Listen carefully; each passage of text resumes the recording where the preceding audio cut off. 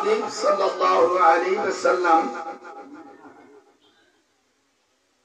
উহুদের যুদ্ধের পরে সাহাবাদেরকে বলে, আমার চাচা আমির হামজার খবর কি?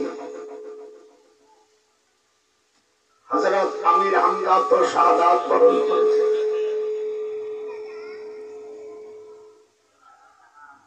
হযরত ফাতেমা রাদিয়াল্লাহু তাআলা আনহা হুজুরের ছোট মেয়ে বললেন, আম্মা আব্বাজান, দাদা ভাই জান্নাতের বিছানায় শুয়ে আছে। তখন তো আর বুঝতে বাকি নাই যে আমার চাচা আমির হামজা দুনিয়া আছে কিনা। হুজুর সাহাবাদেরকে নিয়ে, হুজুরের তো দান্দা মোবারক, হযরত জিবরিল আলাইহিস সালাম বললেন, ফাতেমা, তোমার আব্বার যেখানে ক্ষত বিক্ষত হয়েছে এই জায়গায় হাজরের চাটাই এ পোড়াইয়া কিছু অংশ লাগাই দাও।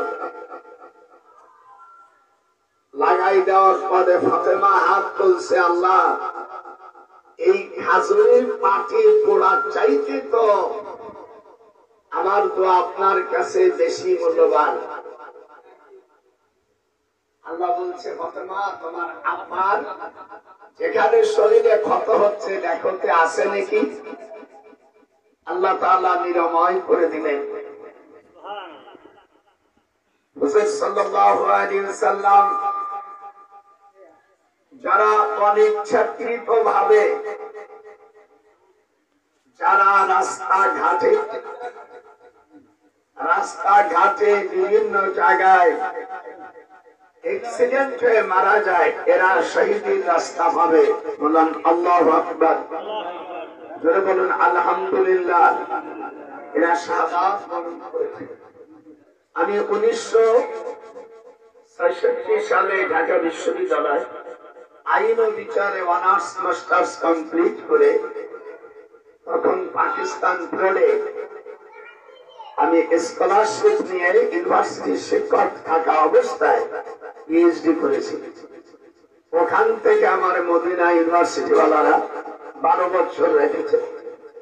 ইরাকে বাগদাদ সবচেয়ে বড় পবিত্র ভূমি, যেখানে আমাদের বড় পীর আব্দুল কাদের জিলানী রাহমাতুল্লাহ আলাইহি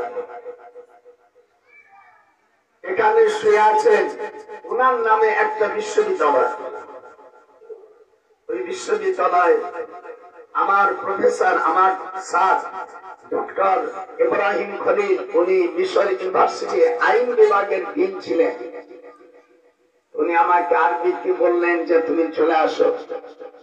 দীর্ঘদিন মদিনায় থাকার পরে আমার মনে চায় যে আমি আমার বড় বিশ্বাস আব্দুল কাদের জিলানী রাহমাতুল্লাহ আলাইহির কাছে যাই। আল্লাহ তাআলা হাদিসে কুরসিতে এসেছে, আমান আদালি ওয়ালিয়ান ফাকাদ আযানতুহু বিল হক। আমার ওলির সাথে যারা আদাওয়াতি করবে আমি আল্লাহ তাদের বিরুদ্ধে যুদ্ধ ঘোষণা করব। দেখেন কত বড় কথা। যারা আপনার আরবি লেখাপড়া জানে, বুখারী শরীফের জলদে সানি 962 এবং 63 পৃষ্ঠা বাবু কিতাবুল ওয়াসা, এই অধ্যায়ের মধ্যে বাবু কিতাবুত তাজ অধ্যায়ের মধ্যে এসেছে, ওয়ান আবি হুরায়রা রাদিয়াল্লাহু আনহু قال إن الله تعالى من عادى لي وليا فقد أذنته بالحرب. Graduate, this not will be clear, I think so. There will be commitment. He was an exceptional, pious and dedicated prophet. We like also remember Hazrat Ibrahim alayhi salam. এই দিনে আজকে যে 16 আগস্ট, এই দিনে ইব্রাহিম আলাইহিস সালামকে মুসলিম জাতির পিতা হিসেবে আল্লাহ পাক সূরা হজের মধ্যে ঘোষণা করেন। আপনারা যারা এখানে মুসলমানের সন্তান আছে, মিল্লাতা আবিকুম ইব্রাহিম ওয়া সাম্মাকুমুল মুসলিমিন। হযরত ইব্রাহিম আলাইহিস সালাম he was a national father of Muslim. আল্লাহ পাক কোরআনের মধ্যে ঘোষণা করছে মুসলমানের জাতির পিতা ইব্রাহিম আলাইহিস সালাম। দোস্ত কথা বলে, আর দুজন মুসলমানের জাতির পিতা কেডা? আর এই ঘোষণা দেশে 16ই আগস্ট কোথায়? মক্কা শরীফে। আমার যে বাবা আজ শহীদ হয়ে গেছে, তিনি নিঃসন্দেহে শহীদ হয়ে গেছে, যেরকম আমিন। কোন ব্যক্তি মরে গেলে তার যদি প্রশংসা 3 ব্যক্তি করে, হাদিস শরীফের মধ্যে আসছে আল্লাহ তাকে ক্ষমা করে দেয়। জিজ্ঞেস করে লোকটা কেমন ছিল? ভালো। 3টে লোকের জিজ্ঞেস করবে, যদি ভালো সার্টিফিকেট দেয় আল্লাহ পাক, সে হাজারো পাপী যদি হয় আল্লাহ ওয়াদা করেছেন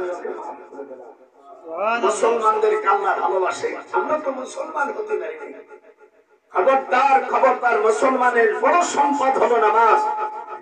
যত বড় পীর হোক, ফকির হোক, বাউল হোক, আর রাজনীতি করুক আর না করুক, কিয়ামতের ময়দানে সর্বপ্রথম নামাজের প্রশ্ন করা হবে। একটাই ওয়াজের দাবি, আপনাদের সকলে নামাজি হতে হবে। হাত উঠান, নামাজ পড়তে হবে। হাত উঠান কেন?